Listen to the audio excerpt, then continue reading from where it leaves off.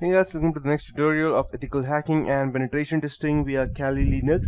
So I'll be continuing the previous tutorial. So in the previous tutorial I taught you about what is ARP exactly and how it works, and I also taught you about the man in the middle attack, what exactly it is. So here's a simple example of the Jessica, the receptionist, that tells the word to print the latest company's contact list. So I'll be teaching you this example in detail so that you will know what ARP poisoning or ARP spoofing is, and then we will take a look at later on at DNS spoofing, DNS poisoning, the difference between them, and later on finally the traffic tunneling. So here's an example of normal ARP communication. Jessica is a receptionist in a latest company, in a good company, and it tells the word, my MS Word, to print the company's latest contact list. So this is her first print job today, and her computer has the IP address 192.168.0.16.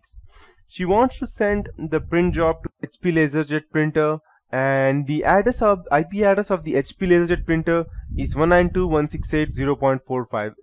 So Jessica's computer broadcasts an ARP request to the entire local network asking who has the IP address 192.168.0.45 as seen in this diagram. And all the devices on the network ignore this ARP request except for the HP LaserJet printer.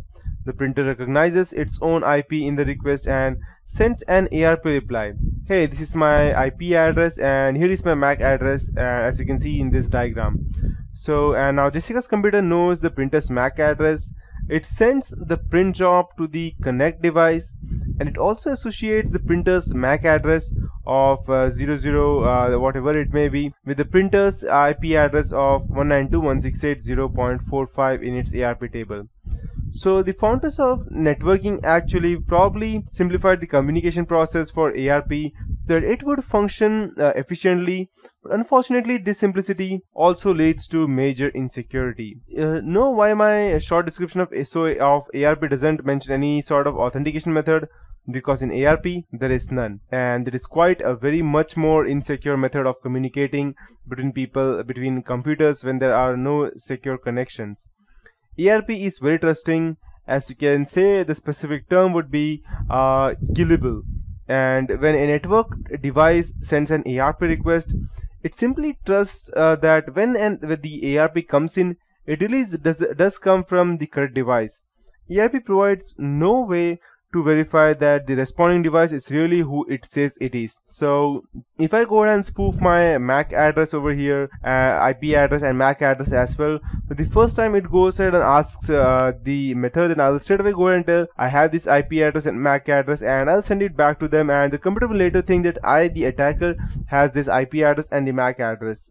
So this is how it works. In fact, many operating systems implement ARP so trustingly that the devices have not made an ARP request still accept ARP replies from other devices. So think like a malicious hack. You just learned that the ARP protocol has no way of verifying ARP replies. You have learned many devices accept ARP replies before even requesting them. And well, don't I craft a perfectly valid yet malicious ARP reply containing any arbitrary IP and MAC address I choose? I can do that. Since my victim's computer will blindly accept the ARP entry into its ARP table, I can force my victim's computer into thinking that any IP is related to any MAC address I want. That means it asks for any IP address, it will be my computer, no one else's.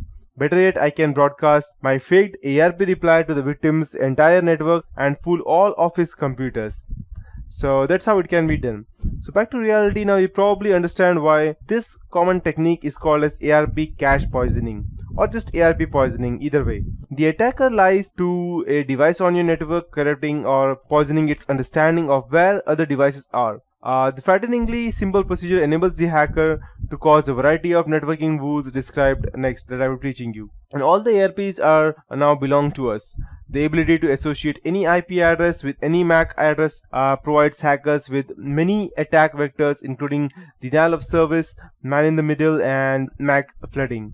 And just before you ask me what these things are, I would be teaching you that in later part of the tutorial. And denial of service attack, a hacker can easily associate an operationally significant IP address to a false MAC address. For instance, let's say for example, a hacker can send an ARP reply associating your network router's IP address with a MAC address that doesn't exist. Your computers believe that they know where your real default gateway is, but in reality they are sending any packet whose destination is not on the local segment into the great bit bucket into the sky. And in one move, the hacker has cut off your network from the internet, and he's only the person handling the computer. After that, we have man-in-the-middle attack, and as I told you, a hacker can exploit ARP cache poisoning to intercept network traffics between two devices in your network. For instance, let's say the hacker wants to see all the traffic between your computer, that's 192.168.0.12, and your internet router, that's 192.168.0.1. The hacker begins by sending a malicious ARP reply for which there was no previous request to your router, associating with his computer's MAC address with 192.168.0.12. Now your router thinks the hacker's computer is your computer. Next, the hacker sends a malicious ARP reply to your computer associating his MAC address with your 192.168.0.1. Now your machine thinks the hacker's computer is your router. Finally, the hacker turns on an operating system feature called as IP forwarding.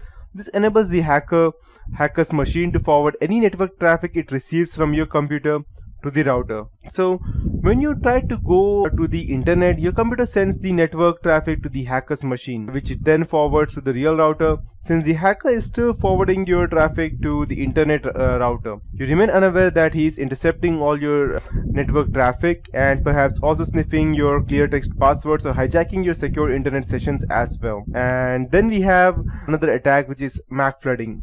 MAC flooding is an ARP cache poisoning technique aimed at network switches. If you need a reminder about the difference between a hub and a switch, then when certain switches are, you can go and check over the internet and you'll get a lot of information. When certain switches are overloaded, they often drop into a hub mode, and in hub mode, the switch is too busy to enforce its port security features, and it just broadcasts all network traffic to every computer in our network. And by flooding a switch's ARP table with a ton of spoofed ARP replies, a hacker can overload many vendor switches and then packet sniff your network while the switch is in the hub. So you might be a bit more scared right now that if the hackers can do all of these things, then what can you do? But just calm down. This is the scary stuff. ARP cache poisoning is trivial to exploit, yet that it can result in very significant network compromise. However, before you jump to looking at any other videos such as DEFCON 7, you may notice that the major mitigating factor, only local attackers can exploit ARP's insecurities. A hacker would need either physical access to your network or control of a machine on your local network in order to deliver an ARP cache poisoning attack. ARP's insecurities cannot be exploited remotely. He needs to be physically present there. That said, hackers have known to be good to gain local access to networks. Good network administrators should be aware of the ARP cache poisoning techniques as well. Since ARP cache poisoning results from lack of security in a protocol that is required for TCP/IP networking to function, you cannot fix it, but you can help prevent ARP attacks using some of the techniques such as keep your network small. If you manage a small network, you might try using static IP addresses and static ARP tables, or using command line CLI commands such as ipconfig/all in Windows or ipconfig in Unix, or you can learn the IP address and MAC address of every device in your network. Then using the ARP -s command, you can add static ARP entries for all your known devices. Static means unchanging, that cannot be changed, and dynamic IP address means something that can be changed. This prevents the hackers from adding spoofed ARP entries for devices in your network. You can even create a login script that would add these boot static changes to your PC every time they boot. However, static ARP entries are hard to maintain, impossible in large networks. That's because every device you add to your network has to be manually added to your ARP script or entered into each machine's ARP table. But if you manage fewer than 24 devices, this technique might work for you.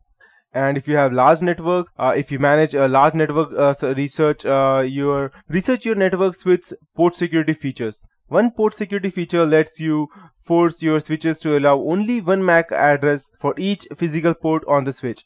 This prevents hackers from changing the MAC address of their machine or from trying to map more than one MAC address to their machine. It can often help prevent ARP-based man-in-the-middle or monkey-in-the-middle attacks as well.